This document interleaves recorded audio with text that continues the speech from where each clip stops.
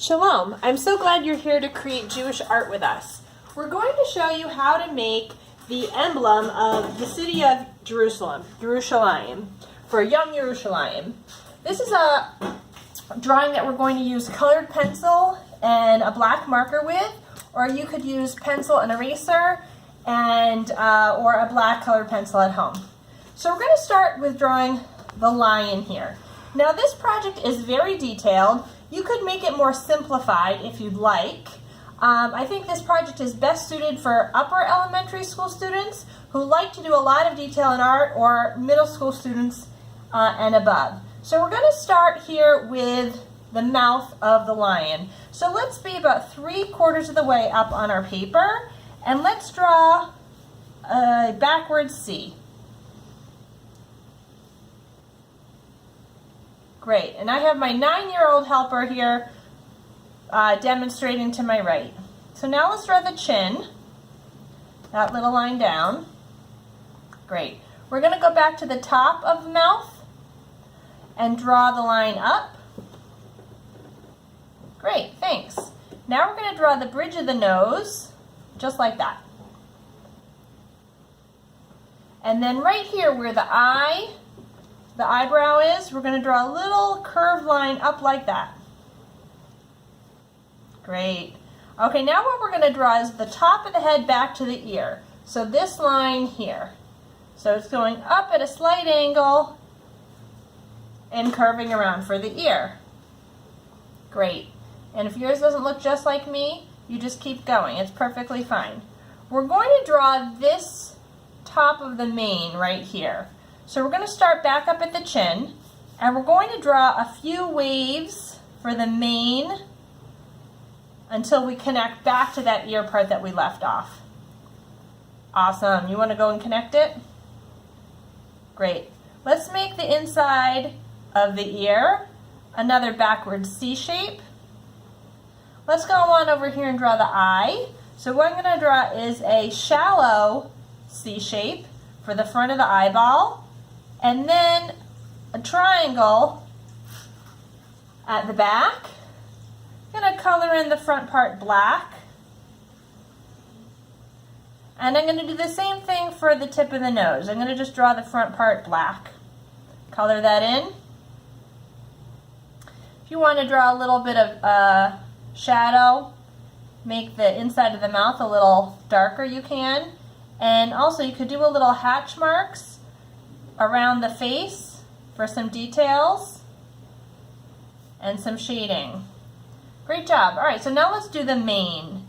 So right back here you see a curved line. We're going to draw that. Curving down, just about so.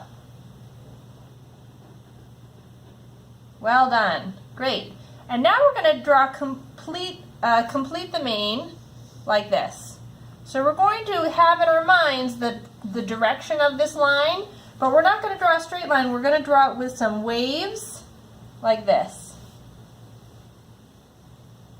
And it doesn't have to be the same way at all, just so we get the idea that it's the lion's mane. Fantastic. Okay, so for some details, I'm going to draw an upside down U, and you could do it again. You could do this part however you wanted. Fill it with some upside down U's. You could make them bigger or smaller. You could stagger them. And of course, the larger you make them, the faster it will go and the more simple it will be. Now, one thing I want to let you know about when you're drawing something like an emblem is a lot of times these are computer generated designs. So a human might design it with the use of a graphic design software, but these are sort of made by computer and printed out. So we're drawing a hand-drawn version of the emblem of Jerusalem, the emblem of the city of Jerusalem, which is found on the municipal flag, the flag for the city. So it's going to be a hand-drawn version of it. We're not trying to replicate it exactly. We could always just photocopy it if we wanted to have it be exact. We're going to do our own version there. All right, so you're finishing up on that, the main details there.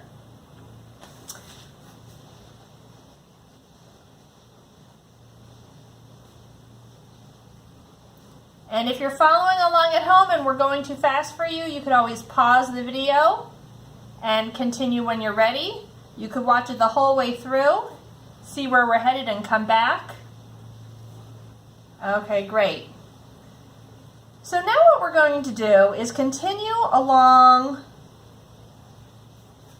the back of the body. So right where you've just ended, near the bottom mane, we're going to draw this sloping backside part of the line, just like so.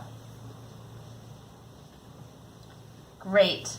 We're going to skip a space, and this part right here, this sort of open C shape, is going to start to form the back leg. All right, great job. Let's go back and fill in the tail. So the top part of the tail, why don't you watch me first? I'm going to make sure in my eye I plan where I'm going to stop. So midway up the mane is where I'm going to stop. Great. Let's go back. Make it a little bit thicker at the bottom and tapering. Tapering means getting smaller at one end towards the top. Well done. You're doing great. Now for the tail, sort of looks like a flame. That kind of a shape. And I'm going to go ahead and I'm going to show some detail work. This what makes this drawing a little bit more advanced is we're using hatching. Hatching are short lines that don't cross, that's showing shading. So let's go ahead and do that on the right side of the tail. So we're drawing small marks all along the tail. These are showing a bit of shading. And the difference between hatching and cross-hatching is that hatching, the lines don't cross, and of course in cross-hatching they do. So this is going to show a bit of a shadow effect, and it's going to look really cool when we go and fill it in with colored pencil, or if you wanted to do it with watercolor. Well done. Okay, so let's continue with the back side of the leg. This line right here. We ended up back at that heel area. Great. Good. So now I'm going to draw this diagonal line here for that bottom of the foot. And we're going to have the 3 toes. You're doing fantastic. This is a very tricky one. All right, so now what I'm going to do is I'm going to look and I'm going to notice this shape here. So this is a backward C shape, and I'm going to try to pay attention to where it is. It's going to stay all the way to the right side of this line in the mane. So I'm going to draw it in my imaginary line here, and then I'm going to have a guidepost. So just do it right here, making sure that you're staying on the right side of this version. Well done. Great. All right. So now let's figure out where this is going to be. It's right underneath, sort of right in the middle of this mane, right about here. I'm going to put my finger there so I can plan to make a scooping mark that's going to show this part of the leg. Right, and that's going to just make sure I'm aware of everything. Let's add some hatch marks there. And we want to show that this is a curving part of the leg by having our hatch marks curve in the direction of these big lines that we put in. Let's go back and put in some toenails, which we left out earlier. The claws, I guess they're called on a lion. Well done. Great. All right. Are you ready to do the front part of the leg? Yes. Okay. So this section right here, we're going to leave a little space, make a little dot above it for a guide mark.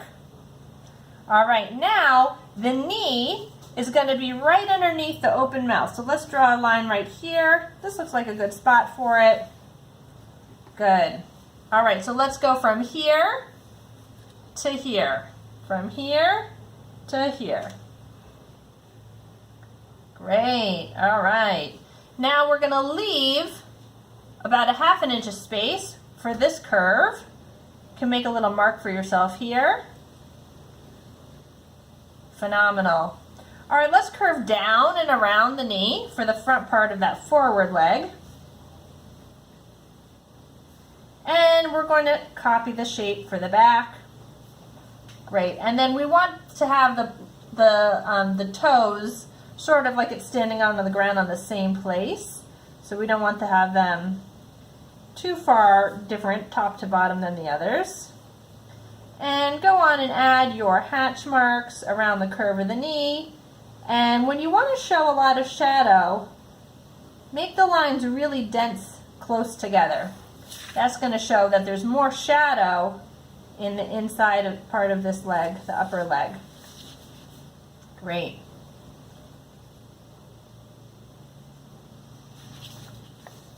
Okay, so now let's see what else do we need to do. We need to have this tummy part right here. So we're going to make sure that we stop right about here. Let's see how far away it needs to be from the mane, right about here. Why don't you make a mark for yourself?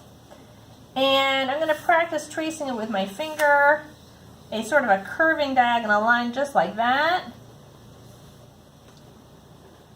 Great. A few detail marks.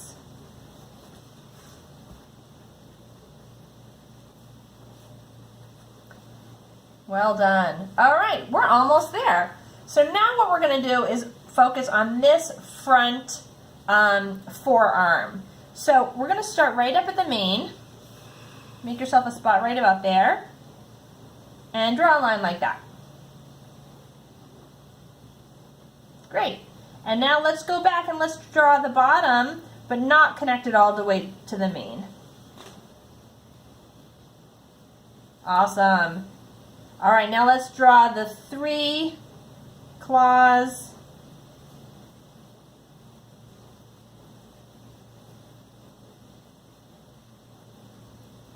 Go back and add your hatch marks. Again, have the hatch marks closer underneath the arm. Great. You can have some on the shoulder too. Okay, so we're going to do this arm, which is behind the forearm, right at the top. So start right here and make a line going up. And the top part. All right, and now let's have that open claw.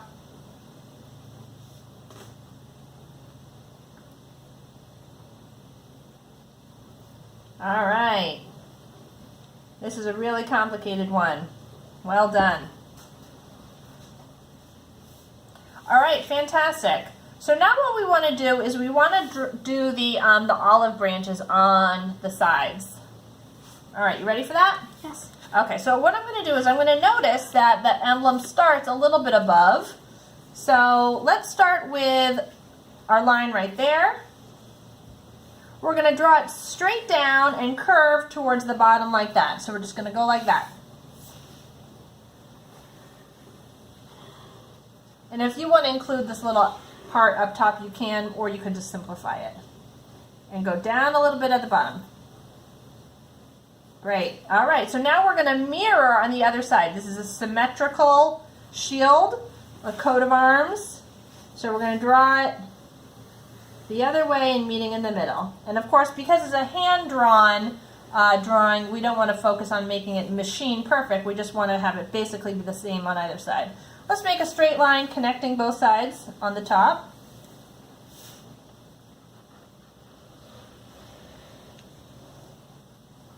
Great. All right, so we're going to have our olive branch making the same kind of shape. So draw a line on the right-hand side and one on the left-hand side that's going to be that center stalk of this olive branch. All right, you could put the stem on, make it a little thicker at the bottom. Color that in if you want. And then what we're going to do is, working in pairs, put the leaves on. So the leaves are sort of like a flame shape, and they have an extra long point to it. Now to make this more go faster, draw fewer leaf pairs. Have the stem in the middle. And don't worry about copying it exactly. You might want to spread yours out there so it doesn't take too long. And the faster you work, the more enjoyable it is. We don't want to be sitting there obsessing about getting it exactly right. Just keep it a bit loose. And the end, right at the top, is going to be the last branch. Work on the other side. Work quickly so you don't get too tight. We want to stay loose in our drawing.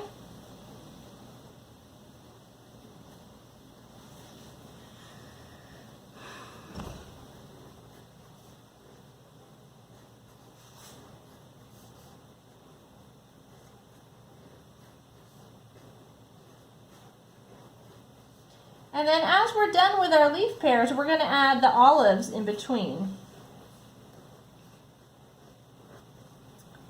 So right here we have got these olive pears in between. So in between the leaves, make it like a little V on either side, and then put an oval at the top showing the olives. Go on and do that for in between each pair of leaves on either side. Again, not worried about getting it perfect. We're just showing the idea. We're just doing this to celebrate Yom Yerushalayim. So it doesn't need to be exact. Just that we're enjoying it and creating a beautiful piece of Jewish art here. I see you're doing a lot of detail there. That's great. All right, and make that last one at the top. Fantastic. Okay, so how about we stop right there, and we'll show how to do the stones in the background, and later you can do that. All right, so now what we're going to do is we're going to show how to do the bricks in the background. Now, one thing I noticed that kids sometimes need to be reminded of is when you're doing a brick wall, a stone wall, these vertical lines, they can't be one on top of the other. See how this one is here, and then it moves over, and it moves over, and it moves over? That's how we want to do it. But we're going to start by drawing horizontal lines behind the lion. So we're going to skip over the parts that we've already drawn. So why don't you draw one right in the middle, skipping over, skipping over. Fantastic. Okay, now leave a good bit of space, maybe 2 fingers worth. And then your bricks won't be too tiny. It doesn't have to be exact, just about that much. Great. And again, these don't need to be perfectly straight because this is a hand-drawn version. Well done. I like how you're skipping. That's really good. All right, once you've done it for the bottom, fill in on the top. And if this is too fast for you following along at home, just go on ahead and pause it. And you can get caught up.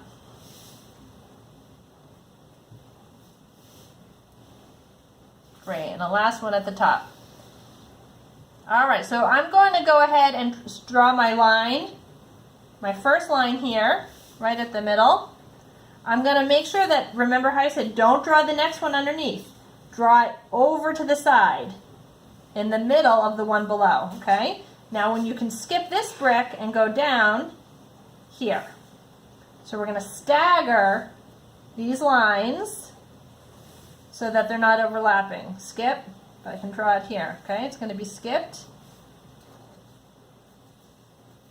And if they're not exact, don't worry about it. We're just here having a good time. Great, you're doing some good skipping.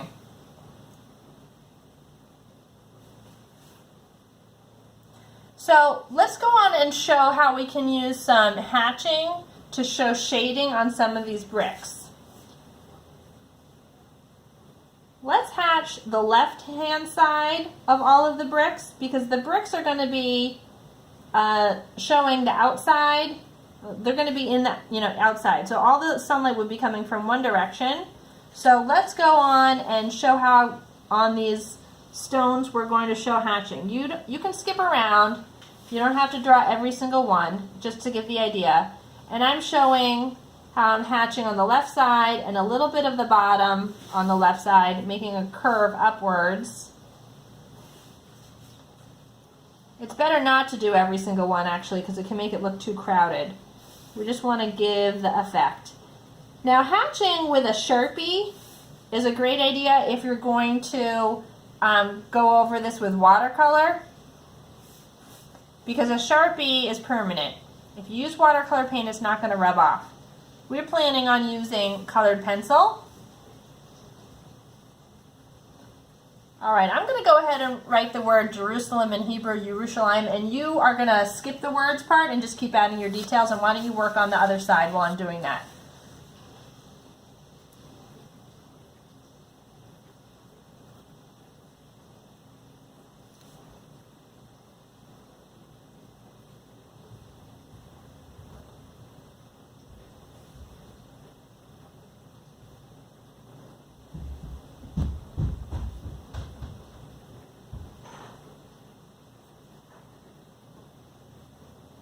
I'm almost finished here. I'm going to be coloring it in soon.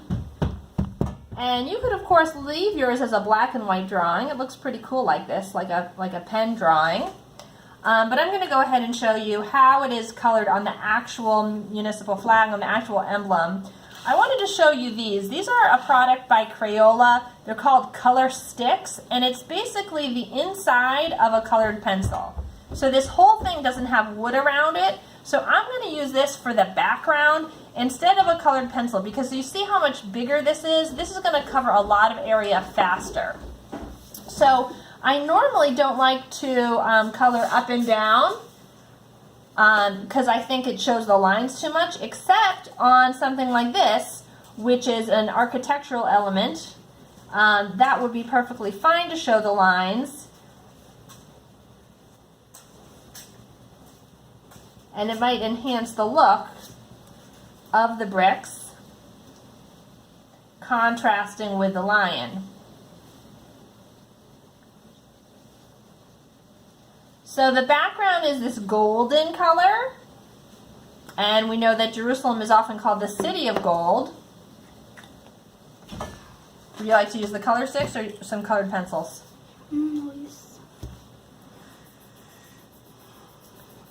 So when you're using color sticks that are bigger, you can't fill in all these small details, but that's okay. I'm going to do that on purpose here, just for the speediness of showing you in the video, because it might be boring to watch us draw in such a fine detail for so long.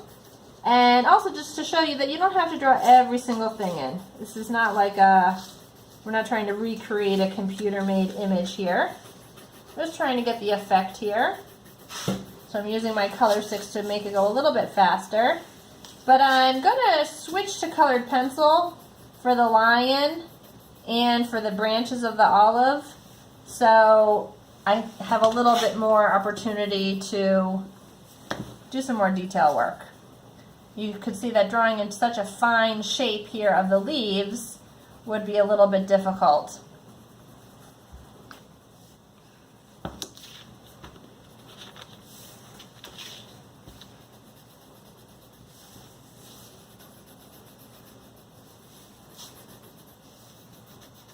And if you wanted to get creative, you could draw anything, any colors that you wanted. You could do a rainbow something, draw your favorite colors. Doesn't have to be exact here. You can take what's called artistic license and get creative with your coloring.